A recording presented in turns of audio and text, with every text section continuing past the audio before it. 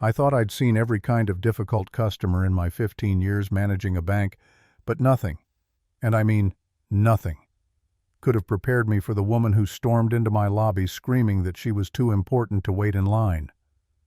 Within 20 minutes, that same woman, Karen Whitmore, vice president of the Riverside Oaks HOA, would lose everything she thought made her powerful. It was a Wednesday afternoon in October around 2:15, one of those days where the branch was busy but calm. People waited their turns, scrolling their phones, chatting quietly. You could hear the steady rhythm of the printers and the soft hum of the air conditioner. Then, click, click, click, heels on marble. The front door swung open and in came Karen like she owned the place. She didn't pause, didn't glance around. She just strutted past the line of 8 people waiting straight to the counter where Jessica, one of my best tellers, was helping a customer. Karen tapped her long burgundy nails against the glass divider, sharp, rhythmic, entitled. Jessica looked up, startled but polite. "Ma'am, I'll be with you shortly. Please take a number and have a seat." Karen's face froze into that expression. You know, the one like she'd just smelled something rotten. "Excuse me," she said loud enough for everyone to hear. "I don't—" "Wait, in lines. I'm Karen Whitmore, Vice President of the Riverside Oaks Homeowners Association, and I need immediate service." The lobby went quiet. You could practically hear the collective eye roll. Jessica, bless her, kept her cool. "Ma'am, we serve everyone in the order they arrive." Karen planted her hands on her hips. Her gold bangles jingled like a warning bell. "Do you have any idea how much money I have in this bank? I could have you fired." That's when I stepped out of my office. "Good afternoon," I said, trying to sound calm. "I'm Marcus Johnson, the branch manager. How can I help you today?" She turned toward me with this fake relief, eyes running me up and down. "Oh, finally. Someone with authority. Your teller was being very rude. I'm a VIP client. I shouldn't be forced to wait with—" She waved her manicured hand toward the customers. "Them." Now I recognized her name the second she said it. I'd seen her account before too many times, actually, and not for the right reasons. But I didn't let it show. "Ma'am," I said, "we treat all our customers equally. Everyone here has been waiting patiently. If your business is urgent, I can schedule an appointment for you later today." Later, she barked, "I'm here. Now. I don't make appointments. Do you know who I am? I have connections with the mayor, with the city council. I run the most exclusive HOA in this county. One bad review from me and this branch loses dozens of clients." The man in line behind her, an older gentleman named David, finally spoke up. "Lady, we've all been waiting 20 minutes. You're not special." Karen spun around and snapped, "Stay out of this, old man. This doesn't concern you." That was it. The temperature in the room dropped 10 degrees. I stepped between them. "Ma'am, please lower your voice. This is a professional environment." But instead, she pulled out her phone like it was a weapon. "Fine," she said, "I'll call corporate. I'll call my lawyer. I'll call the HOA attorney. You'll be unemployed by Friday. Do you know how much collective wealth we represent?" And that was the moment. That was the line she crossed, not just threatening me, but dragging her HOA title into it like it gave her divine power. I took a slow breath and made a decision. "Mrs. Whitmore," I said, "before you make those calls, would you like to step into my office so we can discuss your account privately?" She smirked. "Oh, now you want to help me, typical." Everyone in the lobby watched us walk into my glass-walled office. I could feel their eyes following us. She dropped into the chair across from my desk, legs crossed, that smug little smile fixed in place.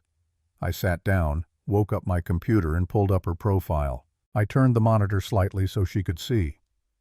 "Mrs. Whitmore," I began, "you've been a customer for 4 years. In that time, you've filed 17 complaints against our staff, all dismissed as unfounded. You've demanded 12 fee reversals on legitimate charges. You've requested to speak with a manager 23 times.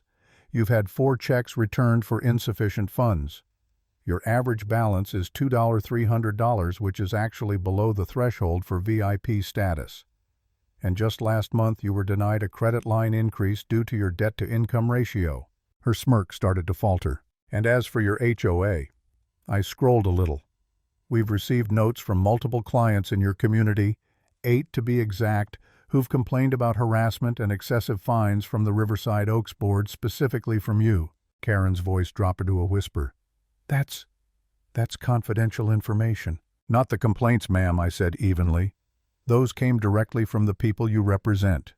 In fact, 3 members of your HOA have moved their accounts elsewhere because they didn't want to bank where you bank." Her jaw clenched. "This is discrimination. You're targeting me because I'm on the HOA board." I shook my head. "No, ma'am. I'm addressing your behavior. Today and the pattern that led to it.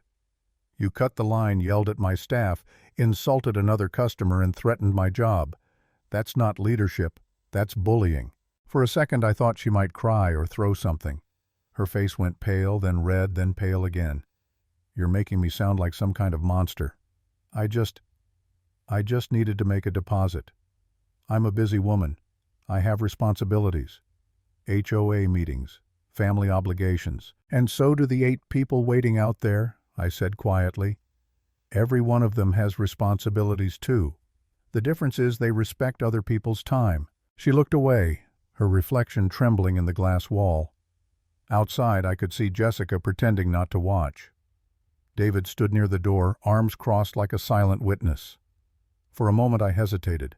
Part of me wondered, am I going too far? What if she really does know people at City Hall? What if one angry call ruins my career? I'd seen good managers get burned for less. Maybe I should just apologize and end this peacefully. Maybe keeping the peace was better than being right. But then I saw Jessica glance toward me. She looked nervous, waiting to see if I'd back down. And I realized something: if I gave in, I wouldn't just lose my authority, I'd lose the respect of my team. People like Karen only have power when others let them. So I leaned forward. "Mrs. Whitmore," I said, calm but firm, "your HOA title doesn't give you special privileges here. Your money doesn't buy the right to mistreat people. And your threats don't scare me." She stared at me, mouth slightly open, like no one had ever spoken to her that way before. Silence filled the room. You could hear the ticking of the wall clock. Finally, she grabbed her purse, voice shaking. "Fine, I'll make my deposit." I nodded. "Jessica at window 3 will be happy to assist you after the customers who arrived before you." She stood up slowly. No clicking heels this time, just the quiet shuffle of defeat. I opened the office door and she walked back into the lobby. Heads turned, but nobody said a word. She went to the back of the line, took a number, and sat down. 10 minutes later, she made her deposit, $75. That was it. $75.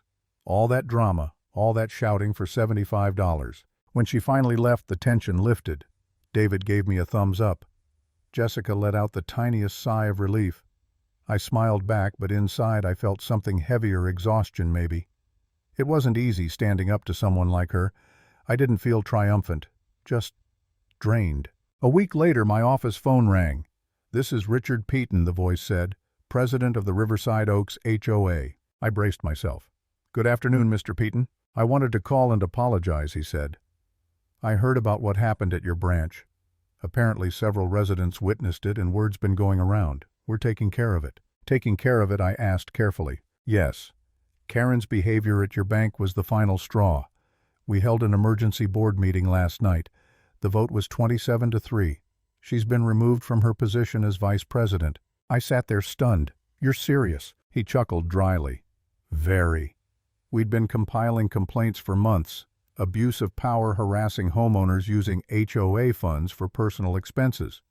But when she tried to leverage her title at a bank, that made people furious. She embarrassed the entire community." I thanked him for the call, hung up, and just sat there for a while staring at my desk. Part of me couldn't believe it. The same woman who'd walked into my branch like a queen was now stripped of her crown. Over the next few weeks, something strange happened. Residents from Riverside Oaks started coming back to the bank people who'd stopped visiting because, as one of them told me, we never knew when she might show up. 11 new accounts opened that month. Jessica got promoted to senior teller, and David, the man who'd spoken up that day, became a regular. Every time he came in, he'd grin and say, "Any more HOA emergencies today?" As for me, I got a letter from corporate commending me for exemplary conflict resolution and customer service. I had to laugh. All I did was tell the truth. But maybe that's the point. Karen thought power meant skipping the line, talking louder, threatening harder. But power without respect is just noise. Titles, money, connections, they all fade when you forget the basic rule: everyone deserves dignity. That day in the lobby, equality wasn't some fancy slogan. It was real. It was the line where everyone waited their turn, HOA vice president or not. And the moral simple: respect isn't demanded, it's earned.